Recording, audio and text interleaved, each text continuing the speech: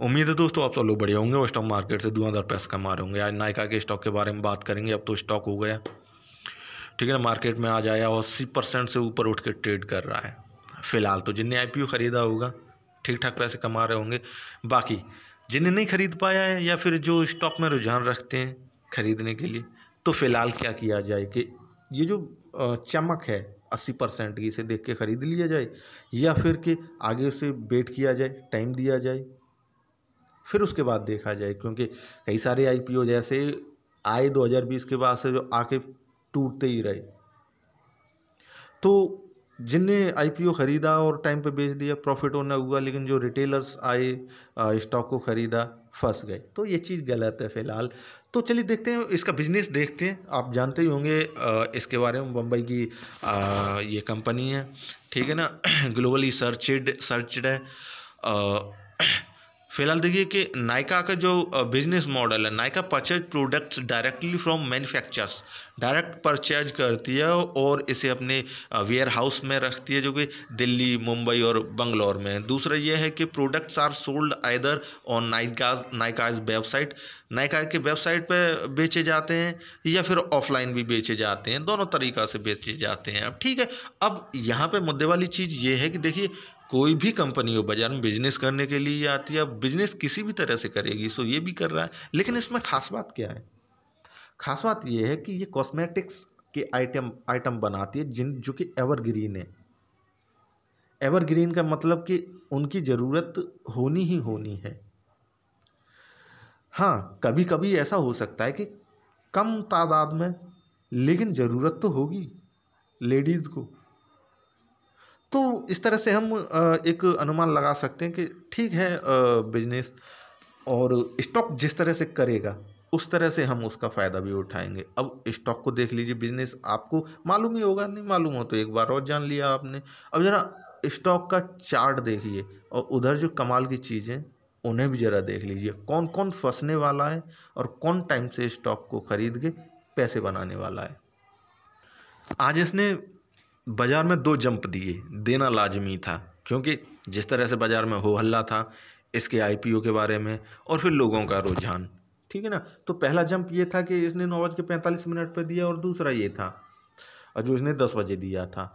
उसके बाद स्टॉक में प्रॉफिट बुकिंग स्टार्ट हो गया ना, काम यहीं से ख़त्म कि ठीक है, स्टॉक को जितना चढ़ना था उतना चढ़ गया, ठीक है, पहले दिन। और उसके बाद स्टॉक में अब चल रही है प्रॉफिट बुकिंग, अभी लाइव मार्केट है। तो 2129 रुपये का इसने हाई बनाया और फिलहाल ट्रेड कर रहा है 2025 रुपये, लगभग 100 रुपये ऊपर से नीचे टूट गया। अब देखिए कहानी कहाँ से स्टार्ट होती है। जैसे कि मैं हमेशा अपने स्टॉक्स को एनालाइज करता हूँ या फिर आपको बताता हूँ, समझाता हूँ कि स्टॉक को कहाँ से ख़रीदना चाहिए, कहाँ छोड़ देना चाहिए। इसका जो पहला जंप था इसे जेन्युइन मान सकते हैं कि ठीक है, बाज़ार में आया और फिर ऊपर चढ़ गया। लेकिन जो दूसरा जंप था और अभी का जो प्रॉफिट बुकिंग है उसे ज़रा देखिए कि हमेशा जो लास्ट जंप होता है स्टॉक में, प्रॉफिट बुकिंग उसके बॉटम तक होती है, ठीक है ना। स्टॉक ने भी ठीक ठाक लगभग वही किया और वहाँ से ऊपर उठ गया, ठीक है ना। कीमत रही थी लगभग 2000 रुपया और वहाँ से ऊपर उठ गया।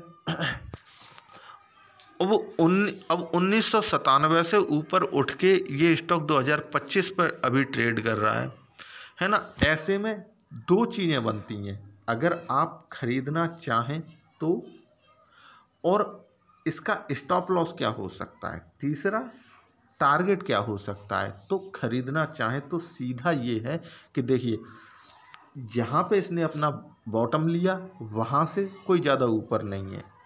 आप ख़रीदना चाहें तो 2010 और 2020 या 25 के बीच में, आज जहाँ पे भी आपको सही से स्टॉक मिल पाए वहाँ से आप ख़रीद सकते हैं। लेकिन ज़रूरी ये है कि इसके लिए स्टॉप लॉस क्या होना चाहिए, क्योंकि कई सारे आईपीओज आए वो टूट गए और फिर लोग उसमें फंस गए, अभी तक फंसे हुए हैं।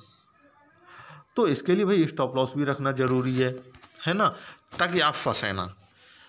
दोबारा से जब रिवर्सल मारे तो इससे पैसे तो तमाम कमाए जा सकते हैं, लेकिन स्टॉक में फंसना सबसे गंदी चीज़ होती है। अब 1996 रुपया या 1990 रुपया का आप स्टॉप लॉस रख लीजिए, क्योंकि जो इसने यहाँ नहीं तोड़ा, अगर इसे तोड़ देगा तो नीचे सरक जाएगा। अगर इसके अप ट्रेंड का आप फ़ायदा उठाना चाहते हैं तो अप ट्रेंड में ही रहिए। दूसरा, बाइंग भी आपने जान ली, स्टॉप लॉस क्या होना चाहिए ये भी आपने जान लिया। अगर आप रिस्की नहीं हैं तो स्टॉप लॉस को आप थोड़ा सा नीचे कर दीजिए, ठीक है ना। अब स्टॉप लॉस को कितना नीचे करेंगे, आप 1940 तक कर सकते हैं, आपके हिसाब से आप कोई भी स्टॉप लॉस चूज कर सकते हैं, ठीक है ना। अब आती है बात कि इसका टारगेट क्या होगा। तो टारगेट के लिए देखिए, मैं अभी ये जल्दबाजी होगी कि टारगेट क्या होगा इस बारे में बताना, क्योंकि स्टॉक को अभी अभी आया है, बच्चा है, खेलने दीजिए, कूदने दीजिए, आगे क्या करता है वो देखेंगे। अब यहाँ से बोल दिया जाए कि इसका 3000 तक का टारगेट है तो ये बिल्कुल बेईमानी है। ये बोल दिया जाए कि 4000 है, ये भी बेईमानी है। तो कुछ भी बोलना नाइंसाफ़ी है। तो अभी टारगेट नहीं, देखिए कि स्टॉक चल कैसे रहा है, आपके अकॉर्डिंग चलता है, बेहतरीन है, तब आप स्टॉक का टारगेट सर्च कीजिए, या फिर कि next day next trading day जो भी जैसा भी इसका मूव होगा मैं वीडियो बनाऊंगा, आपको बता दूंगा। तो टारगेट के पीछे नहीं, फिलहाल एंट्री लेने के पीछे भागिए, ठीक है ना। और एंट्री सेफ होनी चाहिए। तो वीडियो कैसी लगी हो ज़रूर बताइए, व्हाट्सअप कर सकते हैं आप मुझे, कमेंट कर सकते हैं। वीडियो देखने के लिए थैंक यू।